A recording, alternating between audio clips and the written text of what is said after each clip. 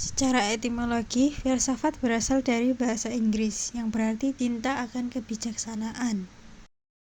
Filsafat dakwah adalah ilmu pengetahuan yang mempelajari secara kritis dan mendalam tentang dakwah atau tujuan dakwah, mengapa diperlukan proses komunikasi dan transformasi ajaran dan nilai-nilai Islam dan untuk mengubah keyakinan, sikap, dan perilaku, dan respon terhadap dakwah yang dilakukan oleh para dai dan mubalik, sehingga orang yang didakwahi dapat menjadi manusia yang baik dalam arti beriman, berakhlak mulia seperti yang diajarkan oleh Islam. Filsafat adalah ilmu istimewa yang mencoba menjawab masalah yang tidak dapat dijawab oleh ilmu pengetahuan, biasanya karena masalah tersebut di luar jangkauan ilmu pengetahuan biasa.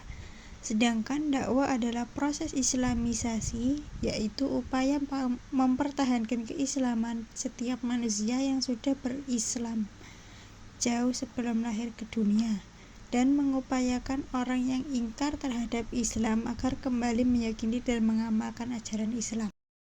Menurut Sambas, filsafat dakwah merupakan relasi dan aktualisasi imani manusia dengan ajaran Islam.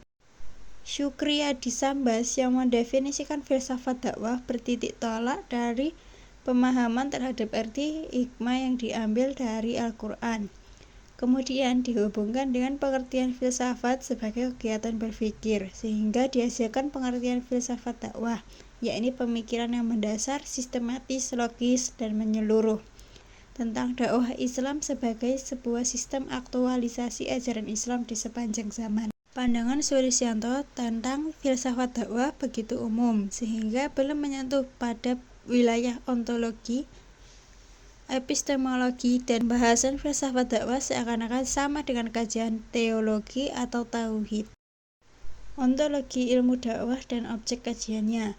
Ontologi menyelidiki sifat dasar dari apa yang nyata secara fundamental dan cara-cara yang berbeda dalam mana entitas dan kategori-kategori logis yang berlainan dan dapat dikatakan ada.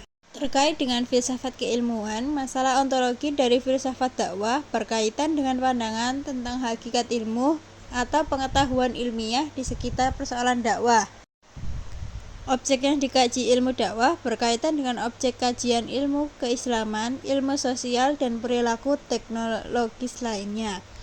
Namun, sudut pandang yang menjadi titik pembela ilmu dakwah dan lainnya terletak pada objek formal kajian ilmu dakwah. Epistemologi filsafat dakwah. Epistemologi dakwah adalah usaha seseorang untuk menelaah masalah-masalah objektivitas, metodologi, sumber, serta validitas pengetahuan secara mendalam dengan menggunakan dakwah sebagai titik tolak berpikir. Setidaknya ada 3 model sistem berpikir dalam Islam, yakni epistemologi bayani, epistemologis irfani, dan epistemologis burhani. Epistemologi bayani berarti penjelasan, pernyataan, dan ketetapan, sehingga menurut terminologis bayani ialah pola pikir yang bersumber pada nas, ijma, dan ijtihad.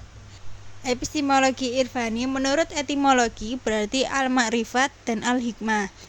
Epistemologi burhani secara bahasa berarti argumentasi yang jelas, sedangkan menurut istilahnya berarti untuk menetapkan kebenaran proporsi dengan cara mengaitkan proporsi satu dengan proporsi lainnya yang bersifat aksiomatik, atau setiap aktivitas intelektual untuk menetapkan kebenaran suatu proporsi. Burhani sama sekali tidak mendasarkan diri pada teks. Burhani menyandarkan diri pada kekuatan rasio dan akal yang dilakukan lewat dalil-dalil logika. Dasar pemikiran munculnya filsafat dakwah. Terkait dengan dasar pemikiran munculnya filsafat dakwah, Sulisyanto menjelaskan beberapa hal yang diantaranya: 1. Al-Quran menuntun manusia untuk berfilsafat. 2. Al-Quran mengajak manusia berdialog baik dengan alam maupun dengan dirinya sendiri. 3. Al-Quran menghargai penggunaan akal. Jika dilihat dari sisi substansinya, ilmu dakwah adalah perpaduan antara aspek teori dan praktik. Dengan kata lain, ilmu dakwah adalah perpaduan antara keduanya, sehingga dari kegiatan-kegiatan operasionalnya dapat dirumuskan teori-teori baru.